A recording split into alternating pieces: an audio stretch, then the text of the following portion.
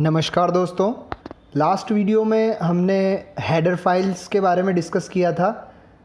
Header file में हमने एक हेडर फाइल पढ़ी थी stdio.h, that is standard input output header file. इसको हम थोड़ा सा डिटेल में इस वीडियो में डिस्कस करेंगे। जो stdio.h या standard input output header file जो है ये इनपुट और आउटपुट फंक्शन के लिए होती है। मतलब इसमें जो बेसिक लाइब्रेरी फंक्शन होते हैं वो इनपुट और आउटपुट से रिलेटेड होते हैं। जैसे हमने लास्ट वीडियो में पढ़ा था, इसका एक फंक्शन होता है प्रिंटएफ।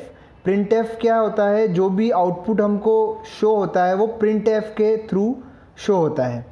प्रिंटएफ का जो सिंटैक्स होता है वो इस तरीके से होता है, प्रिंटएफ देन ब्रैकेट के अंदर हम इन्वर्टेड कोमाज में लिखते हैं फॉर्मेट स्ट्रिंग, फिर कोमा और फिर list of variable. Format string का मतलब यहाँ पर है कि जो कंट्रोल पैरामीटर्स हैं जो कि इनपुट या आउटपुट को कंट्रोल करते हैं, या हम कहें कि इनपुट आउटपुट को डिफ़ाइन करते हैं कि किस तरीके का इनपुट या आउटपुट यहाँ पर है।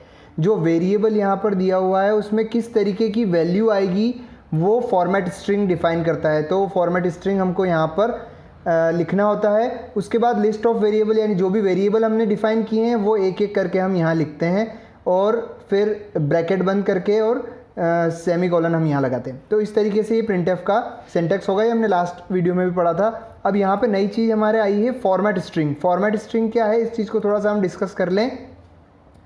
फॉर्मेट स्ट्रिंग जो है, जैसा कि अभी हमने बात करी कि फॉर्मेट स्ट्रिंग क्या है, ये कंट्रोल पैरामीटर है जो कि जो फंक्शन कॉल होगा लाइब्रेरी में से उसको डिफ़ाइन करेगा। अब जो फॉर्मेट स्ट्रिंग है वो कौन कौन से हो सकते हैं, इसके एग्जांपल हमने यहाँ पे लिए हैं। जैसे हम कॉमनली यूज्ड हमारा है %d। तो %d जहाँ हम लिखते हैं ये कंट्रोल पैरामीटर है, मतलब ये बताता है कि आपको इंटीजर वैल्यू उठानी है।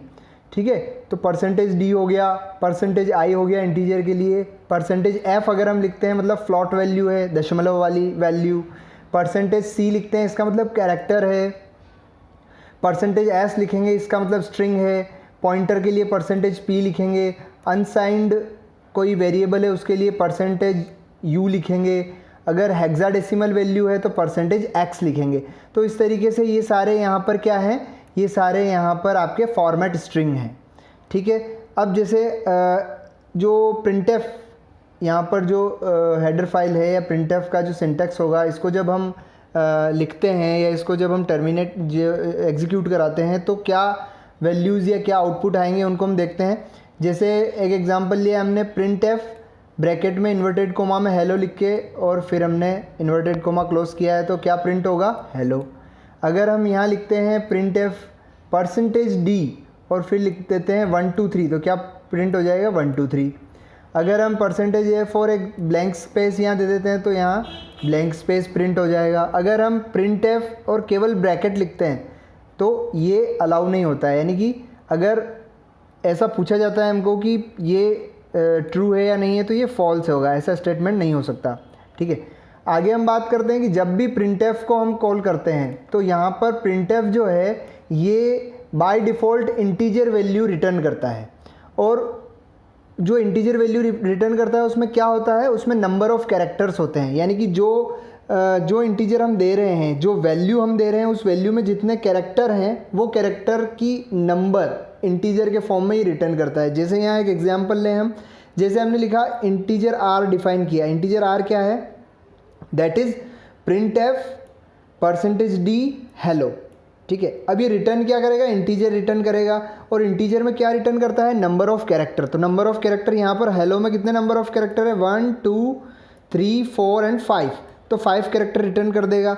अगर हम अगला स्टेटमेंट फिर दे देते हैं प्रिंटएफ %d r, तो r क्या है हमको पता है, r ये है, तो इसको प्रिंट कराएगा। तो एक तो हेलो प्रिंट करा देगा और एक जो r की वैल्यू है यहाँ पर प्रिंटएफ, इससे तो हेलो प्रिंट हो जाएगा। दूसरा प्रिंटएफ जो दिया है इससे r की वैल्यू प्रिंट हो जाएगी। और r की वैल्यू क्या है जो इसने रिटर्न की है? इंटीजर। क्या रिटर्न किया है? Number of character. हेलो में कितना नंबर ऑफ़ कैरेक्टर है? 5, तो ये 5 भी यहाँ पर प्रिंट हो जाएगा। इस तरह से ये वैल्यू को रिटर्न करता है, इस चीज़ को भी हमको ध्यान रखना है। आगे हम बात करें स्कैनएफ की। दूसरा जो यहाँ पर फंक्शन है वो है स्कैनएफ।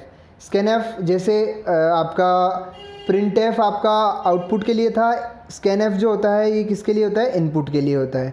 स्कैन एफ जो है ये डेटा को मेमोरी एड्रेस पर स्टोर कराता है, मेमोरी एड्रेस को डिफाइन करवाता है। जैसे हमने दिया इंट एक्स, तो इंट एक्स लिखते ही यहाँ पर मेमोरी में जो भी मेमोरी है उसमें एक्स को 2 बिट मेमोरी असाइन हो जाती है, ठीक है। और उस मेमोरी का एड्रेस कैसे लिखते हैं हम, एंड एक्स, इससे हम मेमोरी का एड्रेस शो करते हैं।